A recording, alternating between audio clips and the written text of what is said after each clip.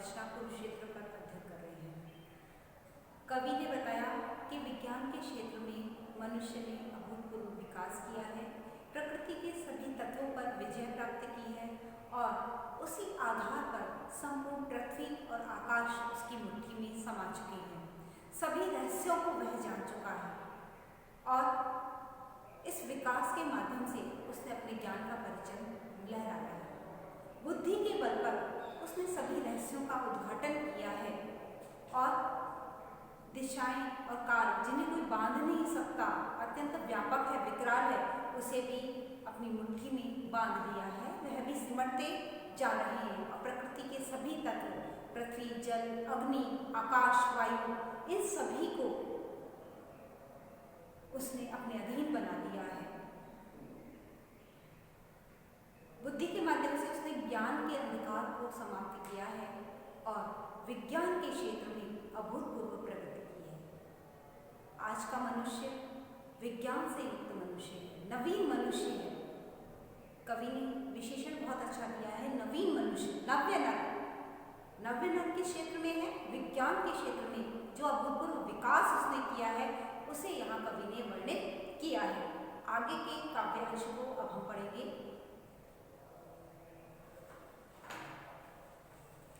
किंतु है बढ़ता गया मस्तिष्क की विशेष,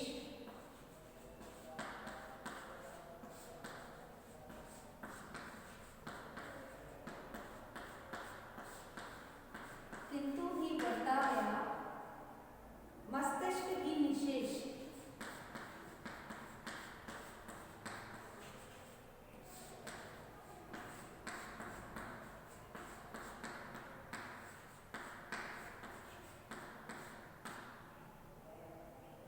छूट कर पीछे गया है,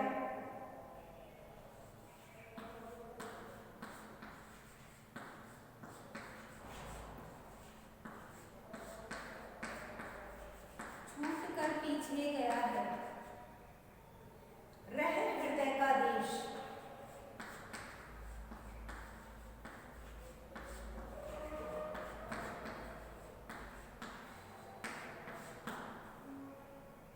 नर मनाता नित्य नूतन,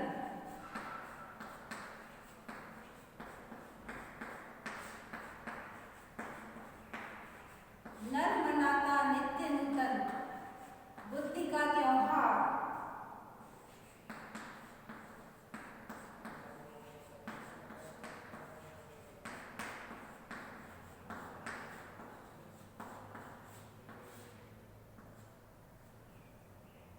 प्राण में करते दुखी वो देवता चित्कार,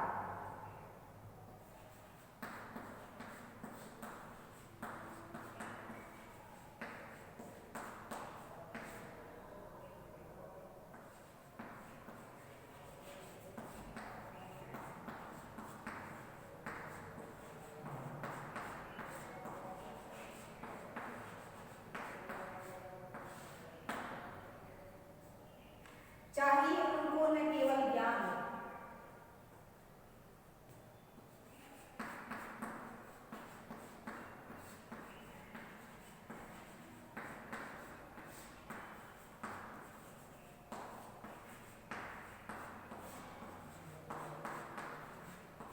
चाहिए उनको न केवल ज्ञान, देवता है मांगते,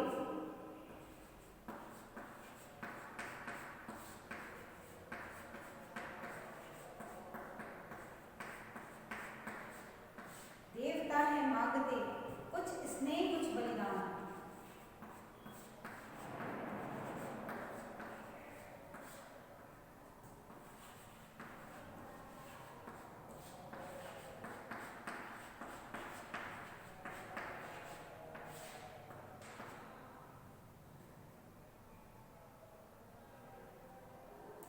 मोह सी कोई मुलायम चीज,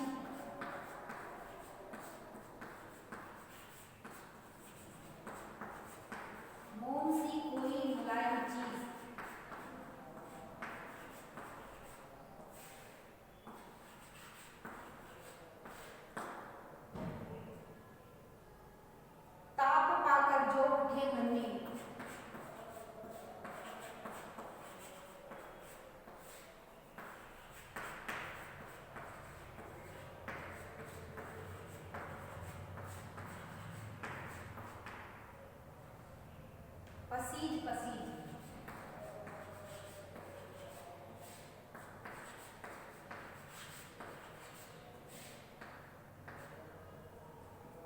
ताप पाकर जो उठे मन में पसीज पसीज। किंतु ही बढ़ता गया मस्तिष्क ही निशेष, छूट कर पीछे गया है वह हृदय का देश। नर मनाता नित्य नूतन बुद्धि का त्योहार, प्राण में करते दुखी को देवता चित्कार। चाहिए उनको न केवल ज्ञान, देवता है मांगते कुछ स्नेह कुछ बलिदान। मोम सी कोई मुलायम चीज, ताप पाकर जो उठे मन में पसीज पसीज। पसीजना, पिघलना या द्रवित होना, यहां भाव आया है। किंतु ही बढ़ता गया मस्तिष्क ही निशेष। आगे कवि कहते हैं कि केवल और केवल मनुष्य ने मस्तिष्क के क्षेत्र में ही विकास किया है, बुद्धि के पर ही कार्य किया है, और छूट कर पीछे गया है वह हृदय का देश।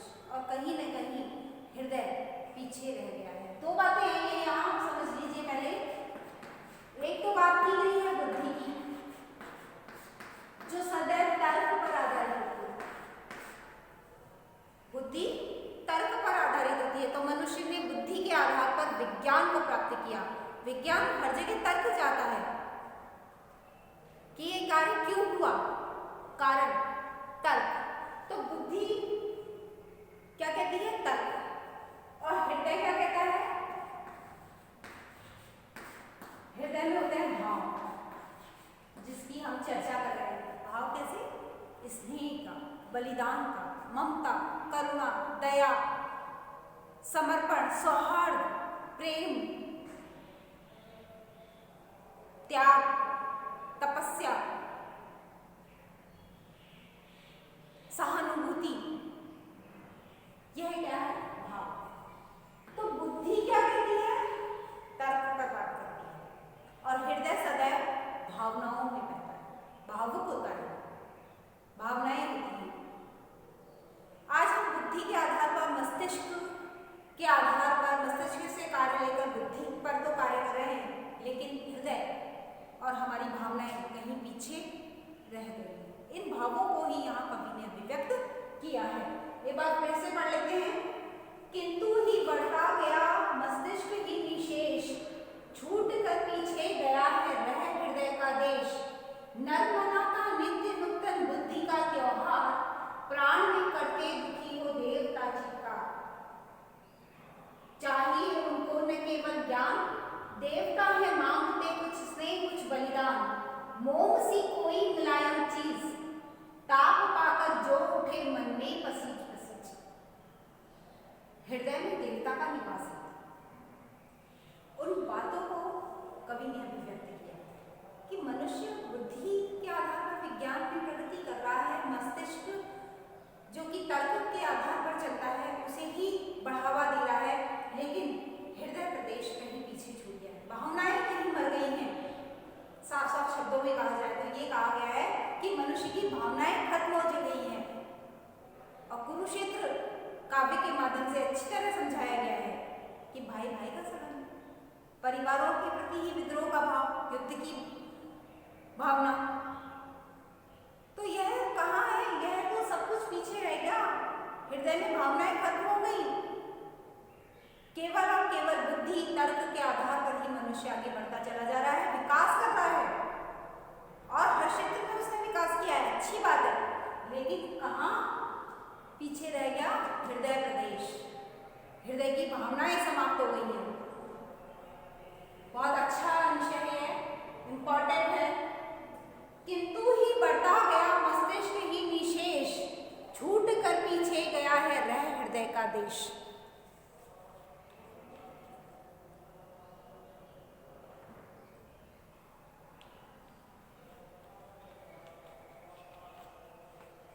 वर्तमान में मनुष्य ज्ञान विज्ञान के आधार पर प्रगति कर रहा है, और केवल मस्तिष्क ही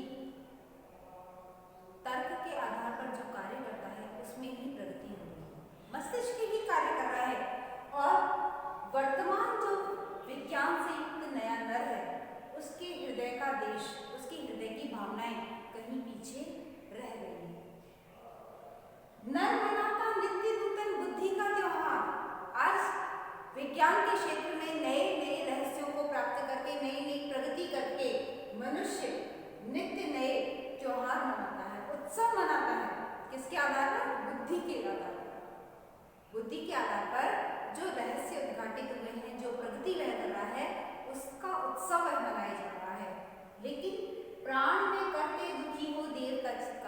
लेकिन उसके प्राणों में जो हृदय प्रदेश है वहां पर बैठे देवता आज दुखी हो रहे हैं, चित्कार कर रहे हैं, रो रहे हैं।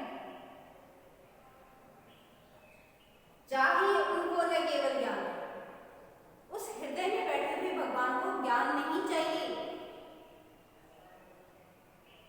आज कक्षा में पढ़ाते समय भी हम बच्चों से कहते हैं कि आपकी पढ़ाई लिखाई एक तरफ है, लेकिन एक अच्छा नागरिक बनना है।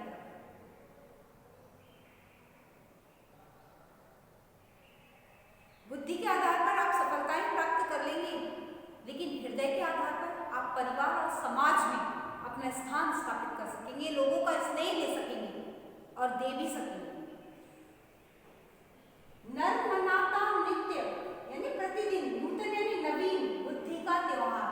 आज बुद्धि जो तर्क पर कार्य करती है, उसके आधार पर विज्ञान और ज्ञान के क्षेत्र में जो उसने प्रगति की है, उसका नवीन उत्सव है, प्रतिदिन मनाता है।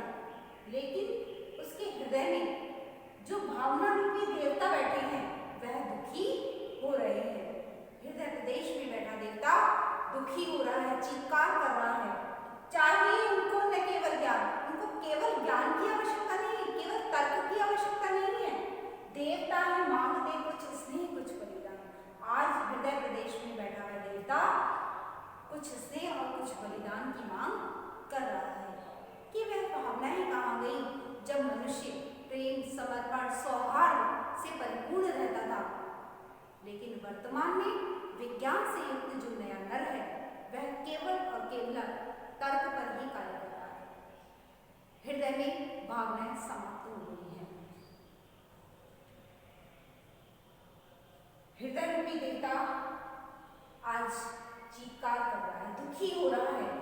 उसको केवल ज्ञान की आवश्यकता नहीं है, वह तो केवल कुछ स्नेह और कुछ बलिदान की मांग कर रहा है। स्नेह और बलिदान रूपी भाव मनुष्य के हृदय में समाप्त हो गए हैं। यदि स्नेह का भाव होता तो कुरुक्षेत्र जैसा महायुद्ध नहीं होता। बलिदान की भावना होती तो कुरुक्षेत्र जैसा महायुद्ध नहीं होता। कौरव पांडव स्नेह का भाव नहीं था, ईर्ष्या और द्वेष के भाव से भरे हुए थे। सुई की नोक के बराबर भी जमीन हम किसी को नहीं देंगे युद्ध के बिना। यदि बलिदान की भावना होती तो छोड़ देते जमीन। प्रेम का भाव होता तो नहीं करते युद्ध। भाई भाई युद्ध कर रहे हैं, अपने पितामह पे बाण चलाए जा रहे हैं। यदि हृदय में भावनाएं होती, स्नेह और बलिदान का भाव होता तो कुरुक्षेत्र क्या वर्तमान द्वितीय विश्व युद्ध की भी स्थिति पैदा नहीं होती। तो पूर्व से लेकर अनादिकाल से लेकर वर्तमान तक जो युद्ध की विभीषिकाएं वर्तमान मनुष्य के सामने उपस्थित हो रही हैं, चाहे वह प्रगति कर रहा है तर्क के आधार पर, ज्ञान विज्ञान को जीत रहा है, लेकिन हृदय में छिपा देवता केवल और केवल भावनाओं की मांग कर रहा है। मोम सी कोई मुलायम चीज, उस हृदय रूपी देवता को तो मोम सी कोई मुलायम चीज चाहिए। लेकिन विज्ञान का मनुष्य कैसा हो गया है? सख्त और कठोर हो गया है। उस देवता को, हृदय रूपी देवता को तो मोम के समान कोई मुलायम चीज चाहिए। ताप पाकर जो उठे मन में पसीज पसीज, जो थोड़ा सा ताप पाकर मन में पिघलने लगे, अर्थात दूसरों के दुख से स्वयं भी द्रवित होने लगे। यहाँ पसीजने का भाव है द्रवित होना, यानी दूसरों के दुख को देखकर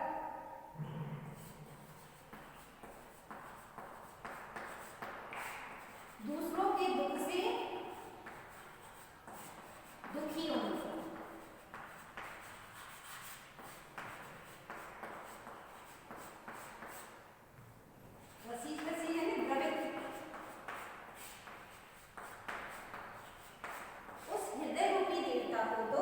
मोम के समान कोई मुलायम चीज चाहिए।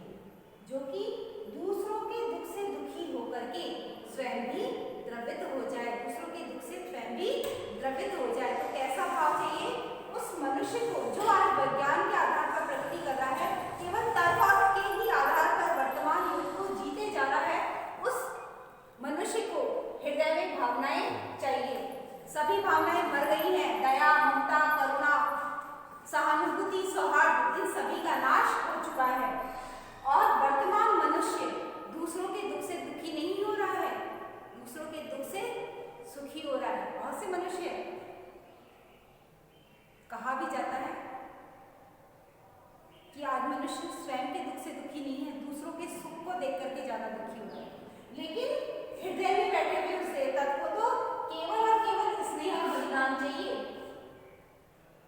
मौन के समान कोई ऐसी मुलायम चीज चाहिए जो दूसरों के दुख से भी स्वयं दुखी हो जाए। करुणा का भाव चाहिए, सहानुभूति का भाव चाहिए। यहाँ क्या भावनाएं हैं? करुणा, सहानुभूति, सौहार्द,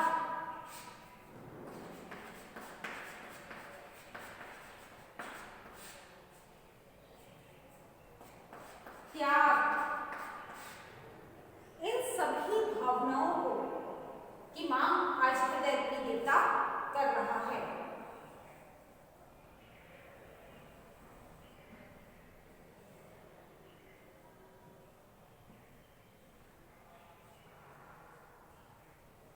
एक बार फिर से देख लीजिए। आज विज्ञान की प्रगति के माध्यम से केवल और केवल मस्तिष्क का विकास मनुष्य कर रहा है और हृदय में जो भावनाएं हैं वह कहीं पीछे रह गई है और मनुष्य प्रतिदिन अपनी बुद्धि का ही उत्सव मना रहा है। अर्थात विज्ञान के क्षेत्र में जो नवीन प्रगति कर रहा है उसी का ही आनंद मना रहा है, लेकिन उसके प्राणों में हृदय रूपी जो देवता है वह कहीं चीत्कार कर रहे हैं, दुखी हो रहे हैं, रो रहे हैं। चीत्कार करना दुख का भाव अभिव्यक्त कर रहे हैं। चाहिए उनको न केवल ज्ञान, उन देवता को, उस हृदय रूपी देवता को केवल और केवल ज्ञान नहीं चाहिए, वह तो कुछ स्नेह और बलिदान के भाव भी चाहते हैं कि मनुष्य के हृदय में बुद्धि का विकास तो हो रहा है लेकिन स्नेह और बलिदान जैसे भाव समाप्त होते जा रहे हैं। मोम से कोई मुलायम चीज, उस हृदय रूपी देवता को तो मोम के समान कोई मुलायम चीज चाहिए जो ताप पाकर जो उठे मन में पसीज पसीज, जो दूसरों के दुख से भी दुखी होने के भाव को रखता हो, अर्थात दूसरों के दुख से स्वयं भी द्रवित हो जाता हो। तो ऐसी करुणा, दया का भाव कवि चाहते हैं कि आज के मनुष्य में दया, ममता, करुणा जैसी भावनाएं समाप्त हो चुकी हैं।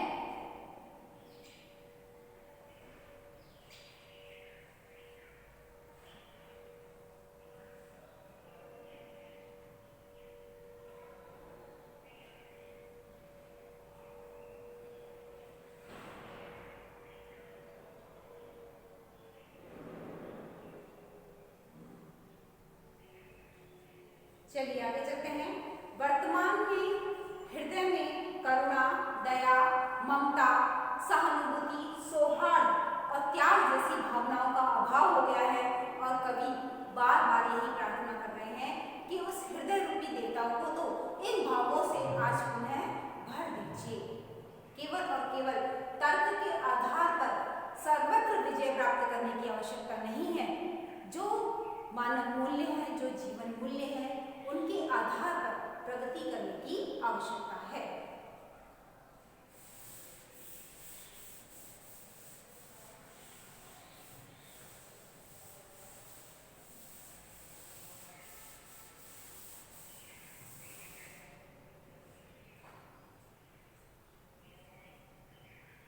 प्राण के झुलसे विपिन में,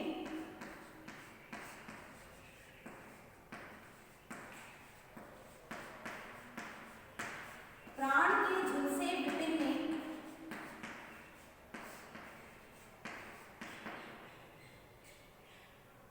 फूल कुछ सुकुमार,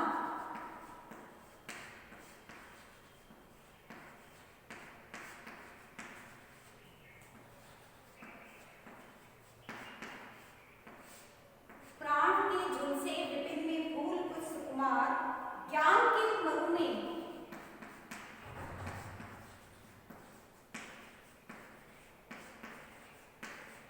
ज्ञान के मरु में सुकोमल भावना की धार, सुकोमल भावना की धार,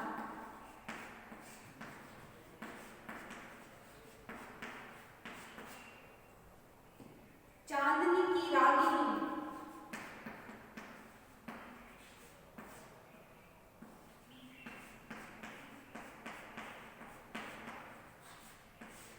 चांदनी की रागिनी कुछ भोर की मुस्कान,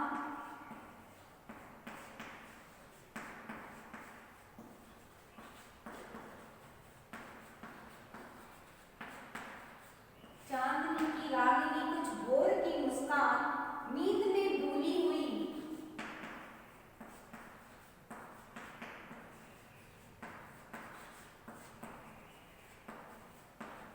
बहती नदी का गान,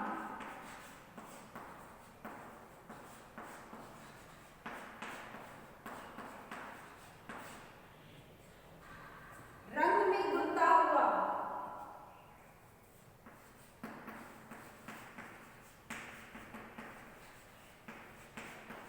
रंग में घुलता हुआ,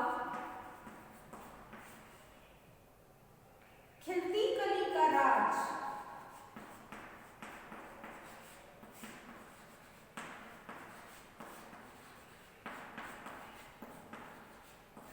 रंग में घुलता हुआ खिलती कली का राज, पत्तियों पर गूंजती कुछ,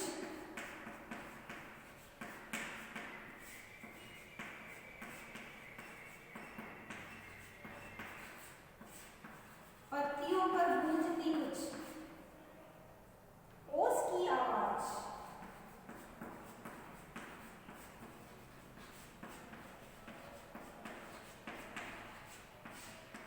पत्तियों पर गूंजती कुछ ओस की आवाज, आंसुओं में दर्द की गलती हुई,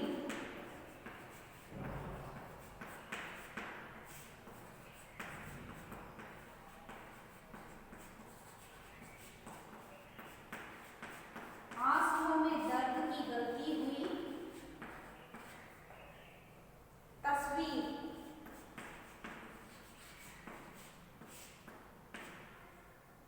आंसुओं में दर्द की गलती हुई तस्वीर, फूल की,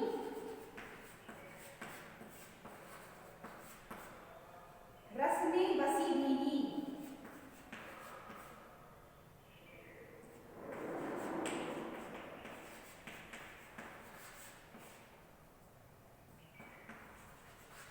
भीगी हुई जंजीर,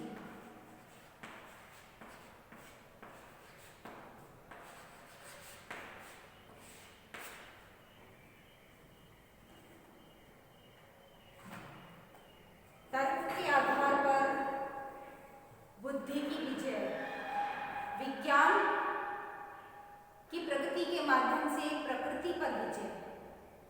उन बातों को अभिव्यक्त करने के बाद अब कवि वर्तमान मनुष्य को, जो कि विज्ञान से युक्त है, नवीन मनुष्य को प्रकृति की ओर लौटने का संदेश दे रहा है। प्राण के झुलसे विपिन में फूल कुछ सुकुमार, इस प्राणों के झुलसे हुए वन में, इस हृदय में कुछ सुकुमार फूल भी हैं, अर्थात भावनाएं अभी भी जीवित हैं। किसमें? प्राण के झुलसे विपिन में, विपिन अर्थात वन, तो वन प्रदेश किससे उजड़ चुका है आज? भावनाहीन हो चुका है। क्या? हृदय प्रदेश, उसमें फूल कुछ सुकुमार, अभी भी थोड़ी बहुत भावनाएं शेष हैं। ज्ञान के मरु में सुकोमल भावना की धार, ज्ञान के इस रेगिस्तान में हमने प्रगति तो की है, लेकिन रेगिस्तान किस चीज से हो गया? भावनाओं से रहित। हृदय कैसा हो गया? मरु के समान, रेगिस्तान के समान हो गया है। और उसमें वर्तमान में क्या चाहिए? सुकोमल भावना की धार।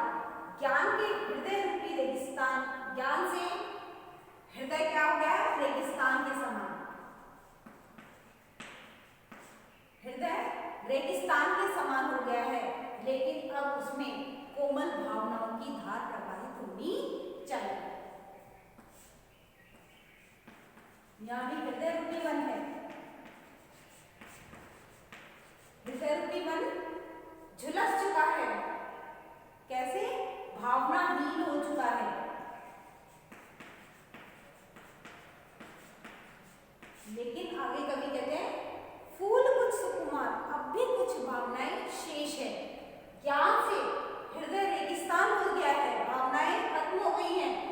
सुकोमल भावना की धार, अब उसमें कोमल भावनाओं का संचार करने की आवश्यकता है। चांदनी की रागिनी, हे मनुष्य, दिन भर भाग दौड़ करके शाम को आकर के थके हारे अपने घर में रिमोट चला करके टीवी देख सकते हो, लेकिन बाहर निकलो, चंद्रमा की चांदनी की उस रागिनी को सुनो, वह कितना मधुर संगीत सुना रही है। कुछ भोर की मुस्कान और सुबह जल्दी उठ करके उस प्रातःकालीन सौंदर्य को निहारो। भोर की मुस्कान यानी प्रातःकालीन सौंदर्य को निहारो।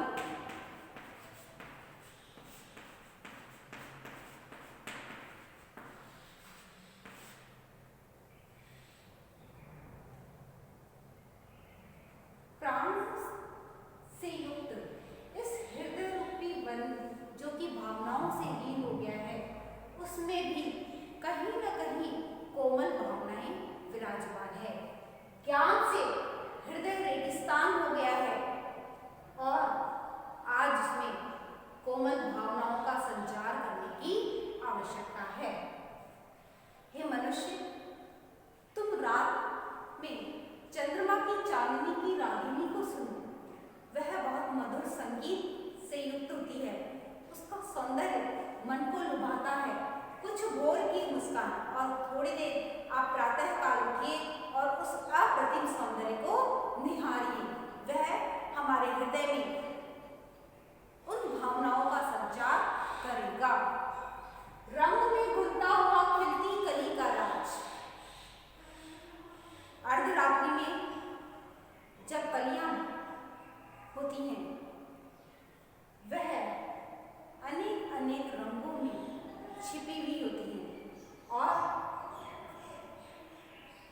भोर होने के समय जब कलियां धीरे धीरे खिलती हैं, तो अनेक रंगों से खिलते हुए राज यानी रहस्य को वह प्रकट कर देना चाहती है। अर्थात प्रकृति में फूलों का खिलना भी अद्भुत सौंदर्य को दर्शाता है।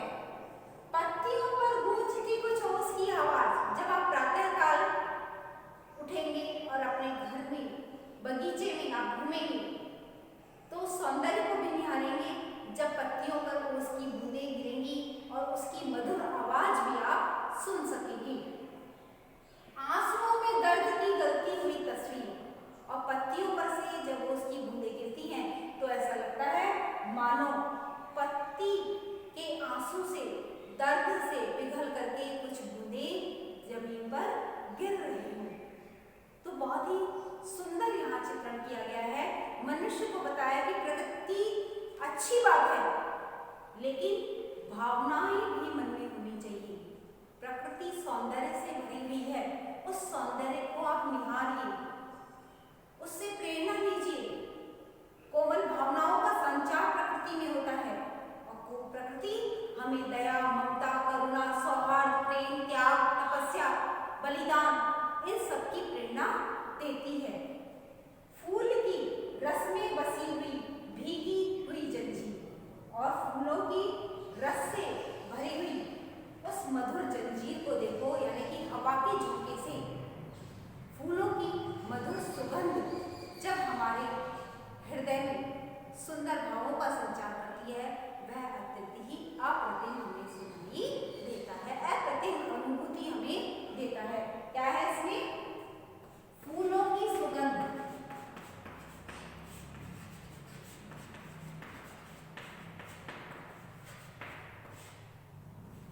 अद्भुत अनुभूति देता है।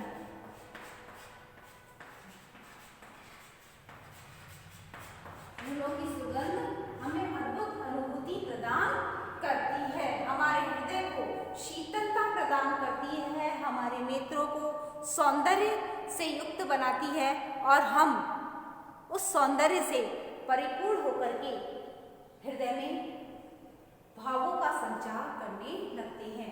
तो यहाँ प्रसंग हम लिख देते हैं, वर्तमान मनुष्य को बुद्धि की अपेक्षा